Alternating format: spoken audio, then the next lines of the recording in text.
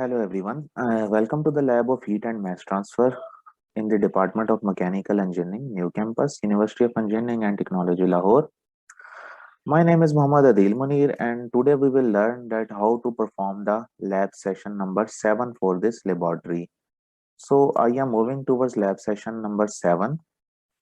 So this is to calculate the total heat transfer of combined forced convection and radiation heat transfer mechanism. So now in this experiment, we will measure the heat transfer through radiation and forced convection. For the forced convection, we will use a fan. So now our learning objective is determination of the effect of force and convection on the heat transfer from a cylinder at varying air velocities.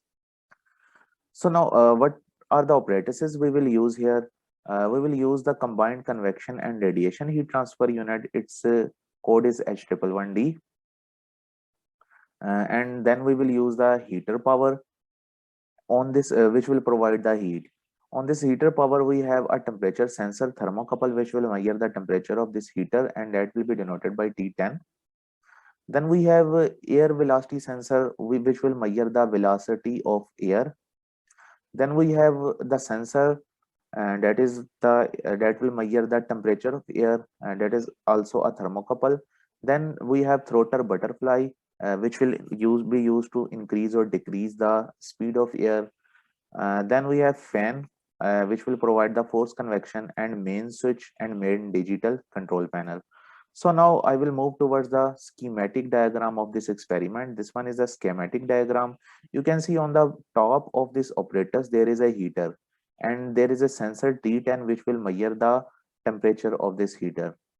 In the middle of the apparatus you can see that there is a air velocity sensor which will measure the velocity of air, and also we have the T9 which will measure the temperature of air. So on the lower part of this apparatus we have throttle butterfly which will which will be used to increase or decrease the velocity of air.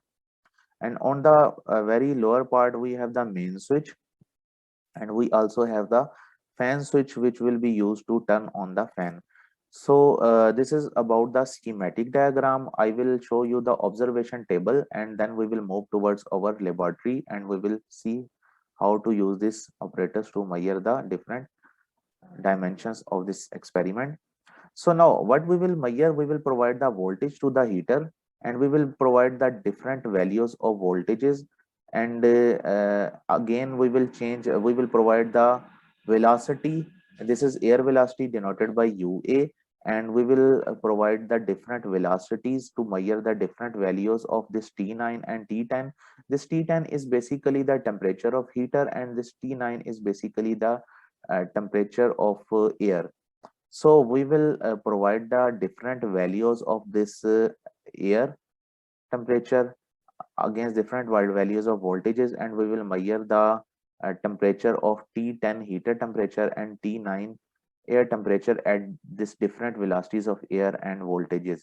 So now we will move towards our lab to learn that how we will get this data. Before before moving to lab, I will like to tell you that we are using the apparatuses which are working on very high voltages, so we need to take the precautionary measures of all of these electrical equipment, because the equipment is using the heavy electrical voltages, and we have a number of wires attached there. So all of hazards and risks are there about the electrical uh, electrical power. So this is our primary responsibility. We will use all the PPEs for our protection and our safety. So now let's move towards the lab to learn how to perform this experiment.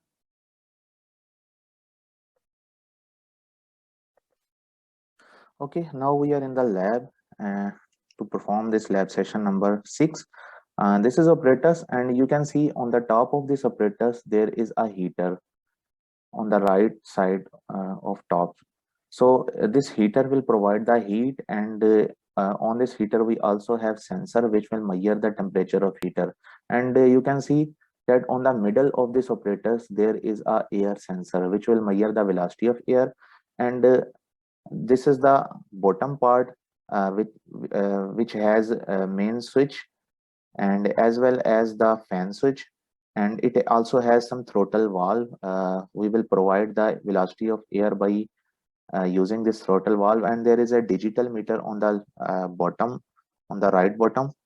So we will measure or we will read the value of velocity of air from this digital meter. So now we will move towards the apparatus that, and we will see how we will perform this experiment. And on the left side there is this is a digital meter which will provide the voltage and current to the heater, and we will measure the value of voltage and current and temperatures on this digital meter. So now what he is doing, he is just attaching the apparatus on the main console unit, and he just has attached it, and now he is attaching the temperature sensor switches to sockets, and numbers are written on the respective sockets. This is T10 and T9. T10 is for heater and T9 is for air. So he has placed them in their respective places, respective sockets. Now he has switched on the main console unit, and now the heat is provided to the heater. Now we can read the values of voltage and current from this unit, and we also can change the value of voltage by this black knob. By rotating, by the rotation of this black knob, it will change, and we will measure the temperature from this main console as well. So now this is our main apparatus, and he has switched on the apparatus, and we will measure the value of air velocity from this bottom digital, and now he has opened the butterfly.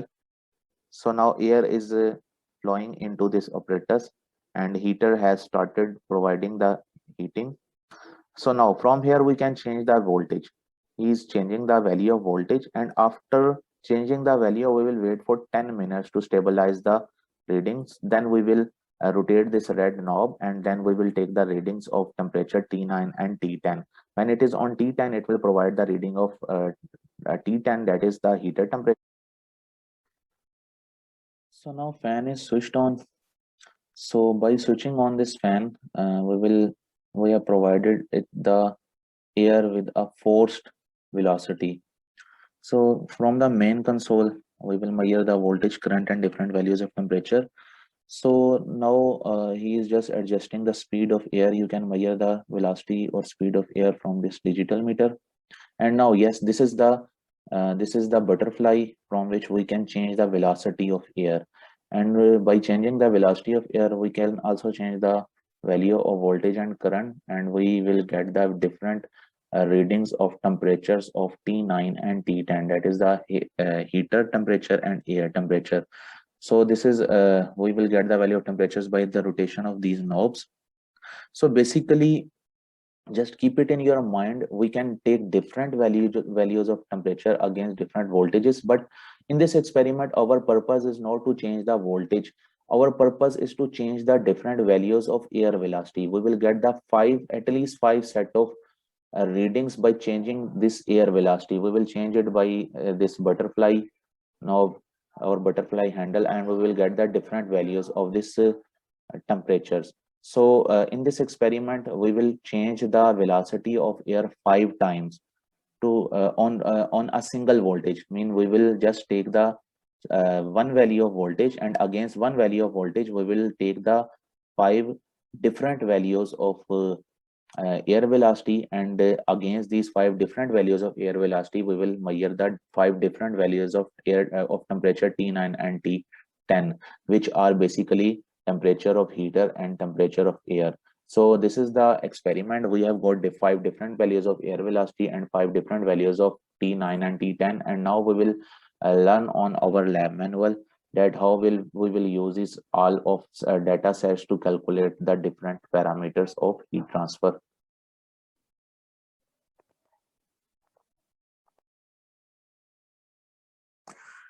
Okay, now from the laboratory, we have got the observation table. We have got the values of voltage, current, air velocity, T9, that is the air velocity, temperature of air, and T10, that is the temperature of heater. So now we will use all of these variables, and we will calculate, we will learn how to calculate our data, and how to calculate the total heat transfer, which is the sum of basically convective heat transfer and radiative heat transfer. So now if we see some calculations and the data we have available here, for this experiment we have the different values from the apparatus. So the diameter of the cylinder which we have used here is 0.01 meter. The length of the cylinder we have used here is 0.07 meter. The cylinder effective heated area is 0.0022 meter square. And the effective air velocity, we have got the velocity UA. We will multiply this velocity with 1.22, and then we will get the effective velocity, and we will use this value of UE. Basically, effective velocity is denoted by UE, and we will use this value to in our calculation, because in our apparatus, the design of the apparatus is such a way that there are some effects we need to convert this value of UA into UE, some Venturi effect.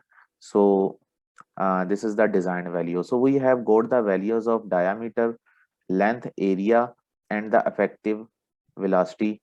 So now I will move towards my observation table, and we will learn how to get the calculated data.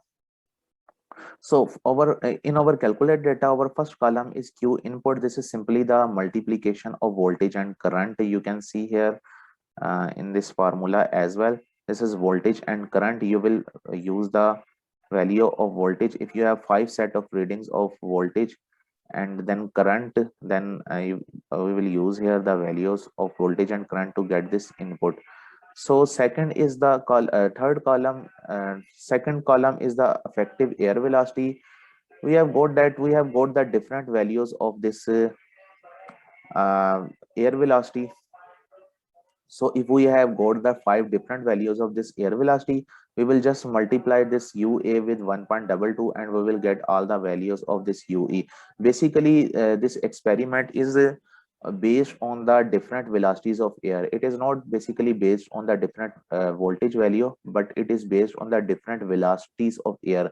We will use the different reading of air, and then we will use different values of this air velocity to calculate the different parameters. So now we have converted this air velocity into effective velocity. Next column is about the Prandtl number. So for this Prandtl number, the next column is about the viscosity of air, and this is about the thermal conductivity of air. These next 3 columns, these are related to this, because we will compute all of these values for the graph. We are using here air, and I will show you that these 3 values, this is Prandtl number, this is thermal conductivity, and the viscosity. These 3 values we will compute from the graphs. So we have a graph here attached here. I will show you its view.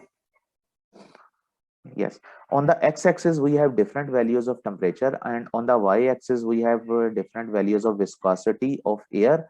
This is for viscosity graph.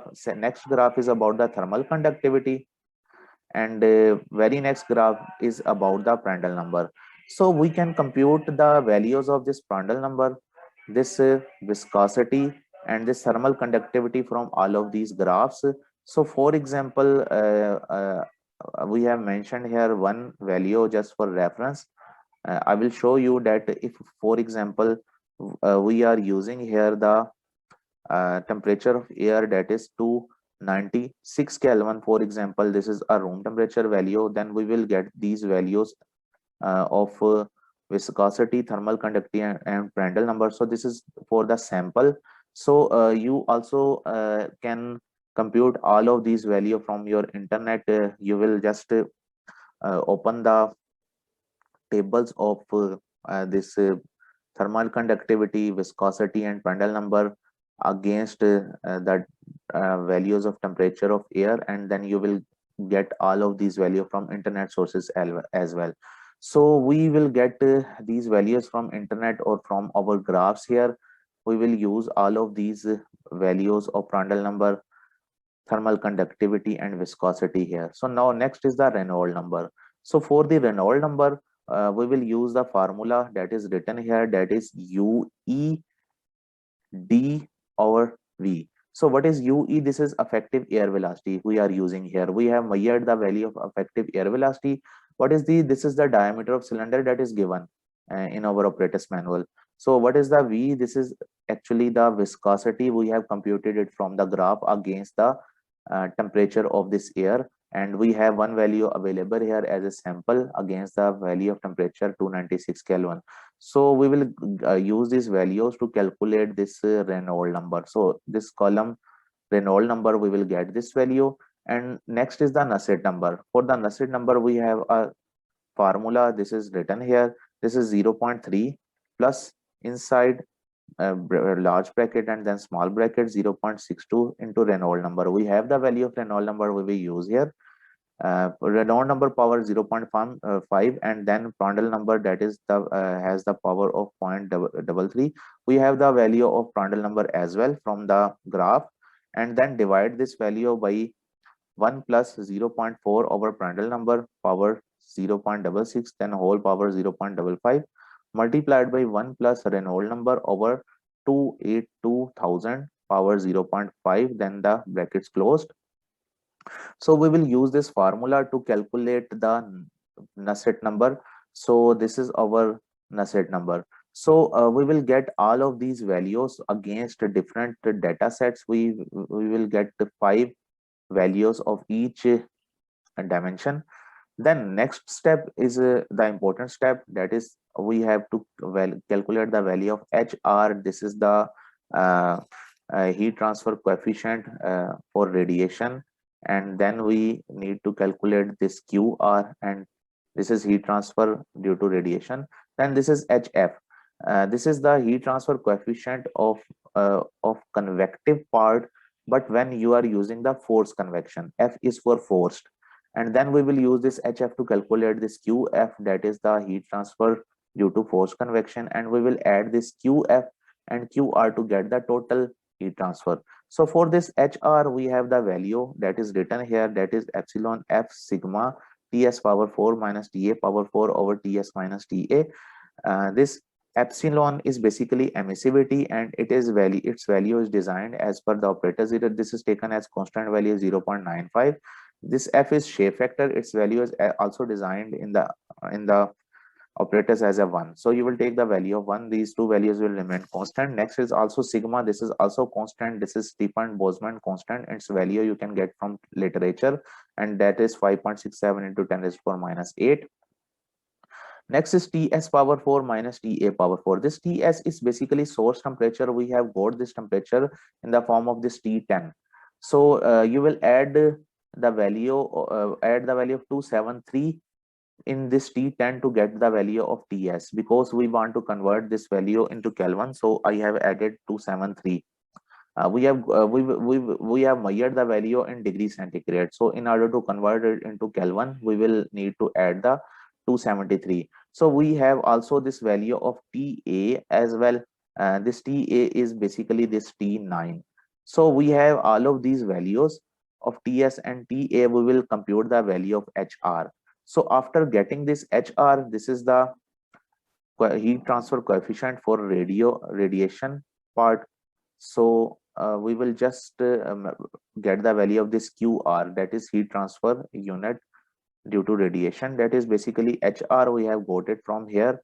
AS is the area, effective heated area of the cylinder, that is given 0.0022 meter square. And this TSTA we already have. We will calculate this QR, and now we have got the value of this QR, that is due to radiation. Next we will get the value of HF, that is the force convection part, and its formula is given here as HF is basically, you can see this formula here. This is this is K over D into Nusselt number. We have got the value of Nusselt number from the above formula. We have the value of this K thermal conductivity from graph, and this value of diameter that is given to us. So this is a constant value. We will use this value and we will get this HF. And after this HF, we want to calculate the value of this QF, that is equal to HF into area into TS minus TA. HF we have got from this formula. AS is the area, effective heated area, that is given to us in the operators. TS is basically temperature of heater denoted by T10 again, and TA is temperature of air, that is denoted by T9. So we will get all of these values of QF, QR. We will add this QR and QF and we will get the total heat transfer. That is the heat transfer due to radiation as well as the forced convection. So now that was about our experiment. Finally, we need to draw a graph. This graph will be drawn between the temperature T10 and effective air velocity UE. So when I will move towards the observation table, in observation table, we have got the different values of velocity UA, and we have converted this UA into this UE by multiply each value with the 1.22. So we have 5 values of this UE, and against this 5 values we have also have the 5 values of this temperature T10.